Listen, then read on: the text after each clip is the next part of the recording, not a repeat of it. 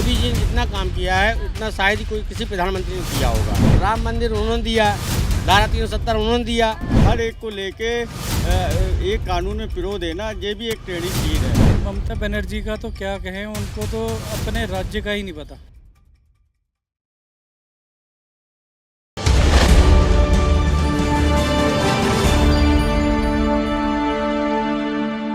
नमस्कार, आप देख रहे हैं द न्यूज़ 15 और मैं हूं आपके साथ प्रियंका रॉय। देश में जल्द ही सरकार यूसीसी लागू करने पर विचार विमर्श कर रही है, जिसको लेकर विवाद काफ़ी गहराता जा रहा है। इस पर अलग अलग जाति धर्म के लोगों की राय भी ली जा रही है। कुछ लोग इसका विरोध कर रहे हैं तो वहीं कुछ लोग इसका समर्थन भी करते नज़र आ रहे हैं।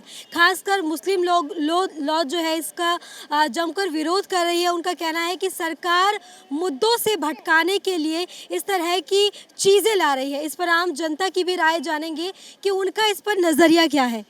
जिस तरीके से सेंट्रल गवर्नमेंट यूसीसी लागू करने की बात कर रही है, यानी कि एक देश एक कानून, आपसे जानेंगे कितना सहमत है कि अगर जो भारत है जहाँ पे एक धर्म बुराई नहीं है, आप एक देश में रहते, कानून एक होना चाहिए और उसमें धर्म जात की कोई बात नहीं है। किसी भी मुद्दे पे, चाहे वो शादी हो, डाइवोर्स हो, प्रॉपर्टी एक्ट हो या कोई भी लॉ हो, अगर आप जिस कंट्री में रहते हैं उस कंट्री का कानून सबके लिए एक होना चाहिए, इसमें कोई दिक्कत नहीं है। लेकिन ऐसे में जैसे कि अगर हम मुस्लिम लॉ की बात करें, वो सरिया कानून मानती है, बहु विवाह हो गया और भी बहुत, मतलब इसमें अगर ये आता है तो कह रहे हैं कि हलाला पे जो है कहीं ना कहीं रोक लगा दी जाएगी, इद्दत पे रोक। जैसे मुस्लिम में जहाँ पे हलाला कानून लागू ही नहीं है, ठीक है जी, तो ये इस पर मुस्लिम समुदाय को बैठना पड़ेगा, समझना पड़ेगा कि जो कानून मुस्लिम कंट्रीज़ में, ऐसा Islamic countries they are not following it, why should Indians follow those Islamic laws. अगर पाकिस्तान में जो कानून लागू नहीं है as an Muslim country, why Indian Muslims want to follow it in Indian country, ये उनको सोचने की बात है। जहाँ पर आप फ्रीडम के साथ में रह रहे हैं, ये बहुत सी बातें जो भी हैं। और जो कुरीतियाँ इसे बोलते हैं, अगर कुरीतियाँ हिंदुओं ने ख़त्म करी हैं, उनको भी ख़त्म करनी पड़ेंगी, आज नहीं तो कल। और जो नई जनरेशन पहले की थी, आज की भी थी, उसमें शायद बहुत से कम लोग हैं ऐसे कानून को मानते हैं। अब जो फोर्सफुली हैं, जिनके पास कोई ऑप्शन नहीं है, वो शायद मजबूरी मानते होंगे, ऐसा मेरा मानना है। लेकिन जिस तरीके से मतलब मुस्लिम लोगों का कहना है कि अगर ये चीज़ आता है तो कहीं ना कहीं इससे हिंदुओं का दबदबा बढ़ेगा, सिर्फ एक पक्ष को क्यों टारगेट किया जा रहा है, इसको लेकर क्या? देखिए, मुस्लिम लॉज जो है मुस्लिम पर लागू होते हैं, हिंदुओं पर लागू नहीं होते। और अगर कोई कुरीतियाँ हैं या कोई ऐसी हैं जो उनके समाज को डाउन की तरफ ले जा रही हैं, तो उनका ही समाज आगे निकल के आएगा। इससे हिंदू समाज का कोई ना कोई लेना है ना कोई देना है। जो रिफॉर्म्स आप मुस्लिम लॉ में करेंगे, इसकी वजह से जो होगा उसका बेनिफिट उनकी समाज को मिलेगा ना, वो हिंदुओं से कोई मतलब नहीं है। ये सिर्फ उनका एक बहाना है अपने एजेंडे को बना के रखने के लिए। किसी भी लॉ का फ़ायदा उसके लोगों को मिलता है। Hindus are governed by Hindus law and Muslims are governed by Muslims law. लेकिन जिस तरीके से जो ममता बनर्जी हैं वो कह रही हैं बीजेपी पर, सेंट्रल गवर्नमेंट पर आरोप लगा। It is all political. कभी वो साथ थे, आज साथ नहीं है, कल वो फिर साथ में होंगे, तो उनका पॉलिटिकल एजेंडा अलग अलग रहता है, उस पर शायद हम ना बोलें। जो पब्लिक इशू है वो यही है आपका। बाकी बहुत सी चीज़ें ऐसी हैं, पॉलिटिशियन 10 बार एमपी बनते हैं, 10 बार पेंशन लेते हैं। सरकार बोलती है कि वन पेंशन स्कीम से बहुत ज़्यादा लोड पड़ रहा है, तो why don't they come up and से साहब हर एमपी एमएलए एक ही बार पेंशन लेगा, चाहे 10 बार एमपी एमएलए क्यों नहीं बने। इसमें वो क्यों नहीं सोचते? उनके बेनिफिट की बात होती है तो सारे पॉलिटिशियन, सारी पार्टियाँ एक हो जाती हैं, आम पब्लिक के लिए गवर्नमेंट पे बर्डन पड़ जाता है। ये तो उनके सोचने की बात है। लेकिन जैसे कि अगर ये यूसीसी कानून आता है तो इसमें बहुत सारे चेंजेस किए गए हैं, जैसे कि बहु प्रथा पर रोक लगा दी गई है। लग रहा है कि जो लोग अपने उसको मानते हैं वो इस चीज़ को अपनाएंगे। देखिए, टाइम अपने हिसाब से चेंज हो जाता है। आज से 50-70 साल पहले जो कानून थे आज़ादी से पहले, वो आज लागू नहीं हो रहे हैं। समाज ने उसको चेंज किया है, आगे भी चेंज करेगा, ऐसा नहीं है। फ़र्क तो पड़ता ही है, कानून लाने से बदलाव तो आता ही है। आपका नज़रिया क्या है कि ये कानून आना चाहिए भारत जैसे देश में जो धर्मनिरपेक्ष राज्य है? बिल्कुल आना चाहिए, क्योंकि कई चीज़ें इसमें ऐसी हैं, जैसे मुस्लिम राइट्स का ही अगर ले लीजिए, अगर उनके लड़कियों के बारे में ले लीजिए, उनके जो तलाक के बाद 3 तलाक के बाद जो भी हुआ था, उसके बाद जो उनको फिर वो नेक्स्ट अगर वापस अपने हस्बैंड के साथ पैचअप करना है या जो भी है, तो उसके लिए उनके कुछ अपने कायदे कानून हैं, तो उस पर रोक लगनी चाहिए, बिल्कुल लगनी चाहिए। और इसका कहीं ना कहीं फ़ायदा होगा। लेकिन जो मुस्लिम लॉ बोर्ड है वो कह रही है कि जो गवर्नमेंट है वो बेरोज़गारी रोज़गार जैसे मुद्दों से भटकाने के लिए इस तरह की चीज़ें लाने की कोशिश कर रही है। नहीं, बेरोज़गारी एक अलग मुद्दा है और जो ये एक कानून वाली बात हो रही है ये अलग मुद्दा है। इसमें बेरोज़गारी से तो कोई लेना देना है नहीं। और बेरोज़गारी तो मुझे लगता नहीं है कि इस समय कोई बेरोज़गार है। अगर काम करने वाले बंदे को अगर काम चाहिए तो सबके लिए काम है। जो काम करना ही नहीं चाहता उसके लिए तो बेरोज़गारी हमेशा है। अगर कोई भी इस समय अगर फड़ भी लगाता है वो भी पैसा कमा रहा है, तो बेरोज़गारी वाला तो इसमें कुछ दिक्कत है नहीं। लेकिन जिस तरीके से ममता बनर्जी कहती हैं कि जो बीजेपी है वो अपनी नाकामियां छुपाने के लिए इस तरह के हथकंडे अपना रही हैं, क्या कहेंगे? मैम, ममता बनर्जी का तो क्या कहें, उनको तो अपने राज्य का ही नहीं पता।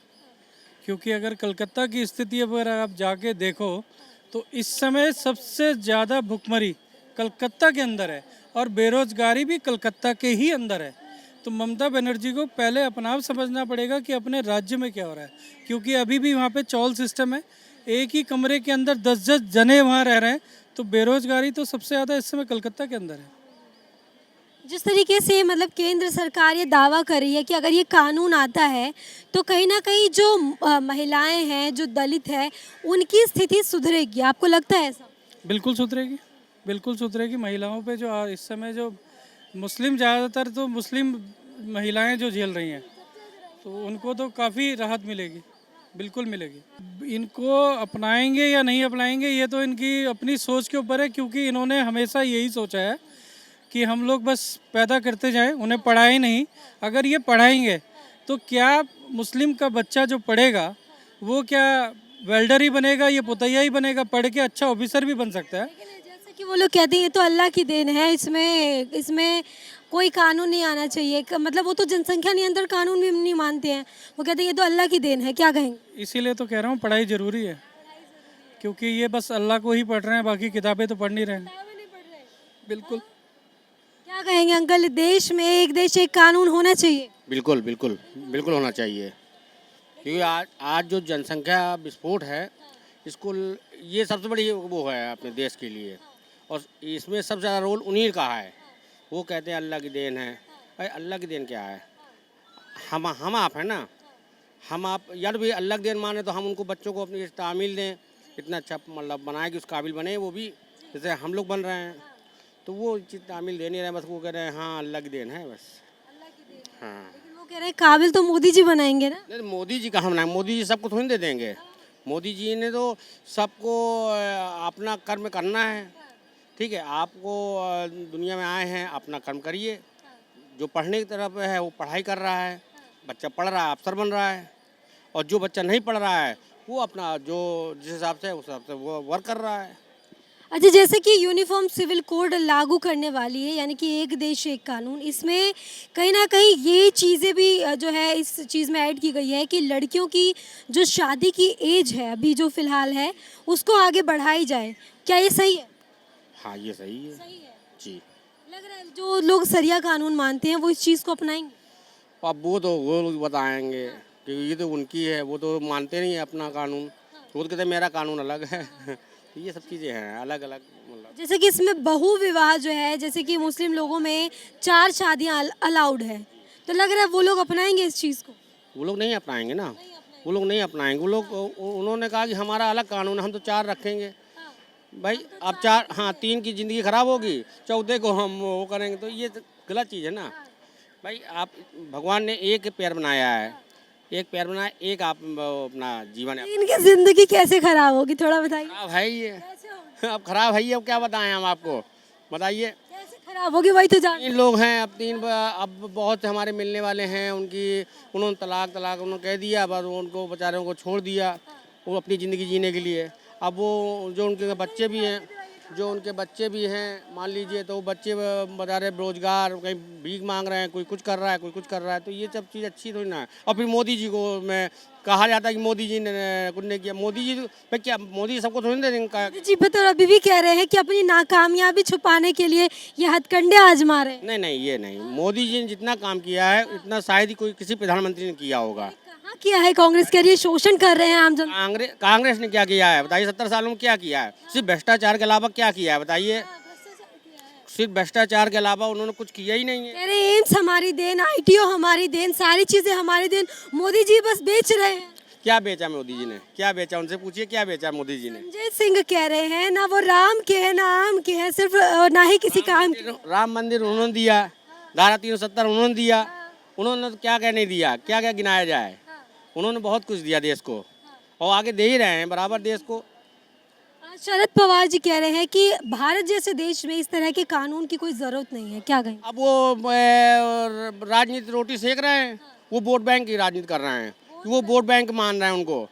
आज पहली बार हिंदू समाज को वोट बैंक भी नहीं करती है वोट बैंक की राजनीति। नहीं, आज जो हम लोग हिंदू लोग वोट बैंक माने जा रहे हैं, ये मोदी जी की देन है। नहीं तो कभी हम लोग हिंदू को वोट बैंक माना ही नहीं गया है। हम लोग बटे हुए थे भिन्न भिन्न जातियों में। लेकिन मोदी जी पर ही तो आरोप लगता है कि धर्म की राजनीति करती हैं। सारी पार्टियां एक तरफ, मोदी जी एक तरफ। अब मोदी जी के मतलब काम को सब वो बता रहे हैं कि मोदी जी ने कुछ किया ही नहीं है। मोदी जी ने किया है बताइए? आप बताइए मोदी ने क्या नहीं किया है? विदेश नीति आप किस पे बात करेंगी? सारी चीज़ तो मोदी जी अच्छी सी कर रहे हैं। लेकिन जिस तरीके से लगातार कांग्रेस पार्टी कहती है, संजय सिंह भी कह रहे हैं पोर्ट बेच दिया, एयरपोर्ट बेच दिया, हर चीज़ प्राइवेट कर रहे हैं। तो भाई प्राइवेट इसलिए कर रहे हैं ना कि जो सरकारी कर्मचारी कुछ काम नहीं करना चाहता है, सिर्फ तनख्वाह लेना चाहता है। फिर भी तो नहीं भर्ती कर रहे हैं मोदी जी। भर्ती कर रहे हैं, बराबर भर्तियाँ चल रही हैं। नहीं, भर्तियाँ बराबर चल रही हैं। लड़का मतलब तैयारी कर रहा है और जो तैयारी कर चुका हुआ बाद में मतलब ज्वाइनिंग कर रहा है। अभी हम तो यूपी से हैं, यूपी में योगी जी हैं, योगी जी ने बड़े काफ़ी भर्तियाँ की हैं। अभी देखिए 69,000 भर्तियाँ की हैं, पुलिस की भर्तियाँ बराबर आ रही हैं, बराबर काम हो रहा है। यूसीसी की ज़रूरत है या जो लोग इसका विरोध कर रहे हैं उनको लेकर क्या कहेंगे? मतलब आपका क्या नज़रिया है इस पर? नहीं, अगर हम ये देखेंगे कि भाई देश में जो बहुविविधताओं वाला देश है और देश में कई तरह की संस्कृतियां हैं, लेकिन हर एक को लेके एक कानून में पिरो देना ये भी एक टेढ़ी खीर है। और लेकिन चूंकि देश की एकरूपता बनाए रखने के लिए ये सामान्य नागरिक संहिता ये आवश्यक है, क्योंकि कुछ लोग कहते हैं कि हमारे धर्म के अनुसार कानून का पालन होना चाहिए। तो लेकिन आप ये सोचिए कि अगर धर्म के अनुसार कानून का पालन होना चाहिए तो उनके धर्म में कभी कभी जो भी क्राइम की सज़ा है बहुत वैसी है शरीयत के हिसाब से, जैसा कि इस्लामी देशों में लागू होता है। तो अगर पूरी तरह से आप लागू कर देंगे तो वो पूरी तरह से एक्सेप्ट भी नहीं करते। कोई भी अपने धर्म के हिसाब से अगर कानून भी लागू करवाना चाहता है तो उसमें से सिर्फ जो उसके पक्ष की बातें हैं वो लागू करवाना चाहता है, लेकिन धर्म के हिसाब से जो दंड का प्राविधान है उसको इग्नोर कर देते हैं। क्योंकि अगर आप शरीयत के हिसाब से देखेंगे दंड का प्रावधान तो उसमें तो साफ साफ लिखा है कि हाथ के बदले हाथ, और जो भी मृत्युदंड की सज़ा है वो सरेआम देना। तो ये एक बहुत क्रूशियल विषय है। चलिए, ये तो दंड की बात हो गई, अपराधों की बात हो गई, जैसे कि हलाला इद्दत जैसी कानूनों पर बैन लगाने की बात कर रही है यूसीसी में। इसको लेकर क्या कहेंगे? वाकई इस पर प्रतिबंध लगाने की ज़रूरत है? नहीं, हलाला जो भी आप देखिए मुस्लिम महिलाओं की दशा सोचनीय है। क्योंकि होता क्या है कि भाई एक आदमी ने 4 विवाह किया या जितना भी किया, उन्होंने अपना बाकी 1-2 महिलाओं को तलाक दे के उन्होंने हटा दिया, लेकिन उसका गुजारा भत्ता कैसे होगा? वो कैसे सरवाइव करेगी? इस बुनियाद पे कि महिलाओं को अधिकार मिले, तो इस को लेके कम से कम इस तरह के कानून को तैयार किया जा रहा है कि महिलाओं का जो बुनियादी हक है जीने का, स्वतंत्रता का, और उनको जीवन यापन के जो साधन उपलब्ध कराए जाने चाहिए, उसके परिप्रेक्ष्य में ये कानून की अपरिहार्यता होती है। इसमें जैसे कि आप लोगों में होता है कि 4 शादियां अलाउड होती है, तो इस चीज़ को बैन करने की बात कर रही है, क्या कहें? तो 4 शादी तो कोई करना नहीं चाहता। अब एक से ही पूर्ण नहीं है, बंदा एक शादी करके ही एक बहुत खुश है, एक की पूर्ण नहीं पड़ पाती, खाने के लिए है नहीं, महंगाई इतनी है, सरकार ये तो कुछ देख नहीं रही। अगर एक शादी करता है बंदा तो उसी के बच्चे पाल ले और किराए पर रह ले, किराए वाला बंदा है और रोजी रोटी ले ले, वही बहुत है। क्योंकि 500 रुपये बंदे को मजदूरी मिलती है, मजदूरी बढ़ाने की तो बात करती नहीं सरकार, ये फालतू के चोचले निकाल के रखती है। फालतू के चोचले मतलब इससे तो कह रहे हैं कि महिलाओं की स्थिति सुधरेगी, आप कह रहे हैं फालतू की चोचले कैसे हो? कहने का मतलब ये है कि आदमी गरीब आदमी है, कोई आदमी काम करने वाला है, 4 शादी तो वैसे नहीं कर पाएगा वो। एक शादी के अलावा एक अगर बीवी का पेट भरेगा या अपना पेट भरेगा, आप भी जानते हैं। क्या कहें? हाँ, एक देश एक कानून, ये सही है, लागू कर देना चाहिए इसको। लागू कर देना चाहिए, लेकिन जैसे कि उन भाई साहब ने कहा हाँ, मतलब हर धर्म की अलग अलग अपनी अपनी चीज़ें होती हैं। मुस्लिम लॉ जो है सरिया कानून मानता है, लग रहा है वो इस चीज़ को अपनाएगा। वो तो अगर मतलब नरेंद्र मोदी लागू करेंगे तो अपनाना ही पड़ेगा देश के लिए। नरेंद्र मोदी अगर लागू करेंगे तो अपनाना ही पड़ेगा। लेकिन जो लोग विरोध कर रहे हैं, जो लोग इस चीज़ को मुद्दा बना रहे हैं, विवाद खड़े कर रहे हैं, उसको क्या, उनको लेकर क्या कहें? उनके जो अलग अलग जो धर्मों के जो धर्मगुरु है ना, मुख्य उनको मतलब बैठ के विचार विमर्श जो सेंट्रल गवर्नमेंट है इसको करना होगा और समझाना पड़ेगा कि एक देश एक कानून राष्ट्र हित में है, तो इसको मतलब जैसे कि जो विपक्ष के लोग हैं वो कह रहे हैं ये तो सिर्फ हिंदू हित की बातें हैं, इसमें राष्ट्रीय हित नहीं है। नहीं, विपक्ष के लोग तो बोलेंगे ही, लेकिन नरेंद्र मोदी को जो अलग अलग जो धर्मों के जो मुख्य गुरु हैं उनके साथ में बैठकर विचार विमर्श उनको समझाना पड़ेगा और उसको एक देश एक कानून लागू करना पड़ेगा। तो देखिए, इस वक्त जो हम दिल्ली के चांदनी चौक बाजार में मौजूद थे, जहां पर यूनिफॉर्म सिविल कोड को लेकर आम जनता ने क्या कुछ कहा ये आपने सुना। ऐसी लेटेस्ट अपडेट के लिए हमारे चैनल को सब्सक्राइब करें।